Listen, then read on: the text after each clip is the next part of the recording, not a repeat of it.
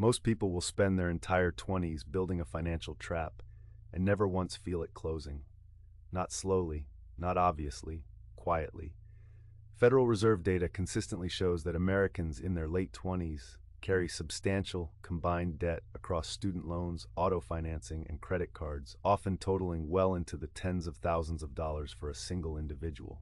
Student loans, car payments, credit cards, and the terrifying part, most of them did everything they were told to do. They went to college, they got the job, they started spending, and somehow a decade of work produced almost nothing. Somewhere inside that pattern, inside the gap between what people earn and what they keep, there is a specific, documented set of decisions that explain almost all of it. And one of them, the one buried at the very end of this, is the one nobody talks about, the one that looks responsible, the one that actually does the most damage. Let's start at the beginning. The first mistake happens before the first paycheck even clears. Lifestyle inflation. The moment income rises, spending rises to match it, almost automatically, almost invisibly. Behavioral economists have documented this response extensively. The tendency to normalize rising income and allow spending to rise in lockstep is one of the most replicated findings in the study of financial decision-making. It is not laziness, it is not stupidity, it is a deep-layered human tendency to normalize whatever environment surrounds us. You get a raise, you upgrade the apartment, you upgrade the car, you upgrade the subscriptions, the restaurants, the wardrobe, and your net worth stays exactly where it was, gone. Every dollar of progress absorbed. But lifestyle inflation isn't the deepest wound. The deepest wound is time.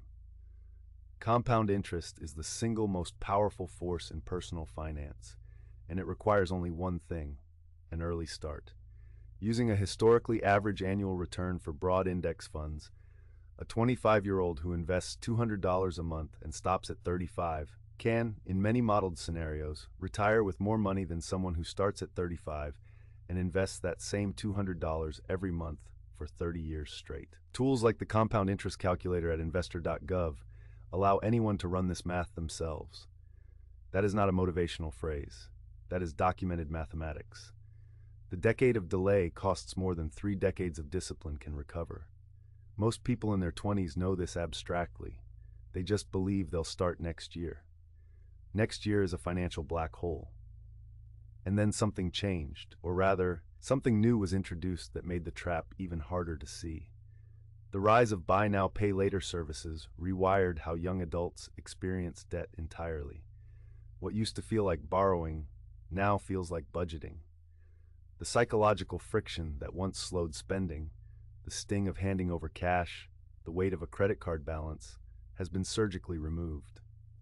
The Consumer Financial Protection Bureau has documented rapid growth in buy now, pay later adoption, with usage heavily concentrated among younger adults. These services have attracted tens of millions of users in the United States alone, with the CFPB noting that younger consumers represent a disproportionately large share of the user base.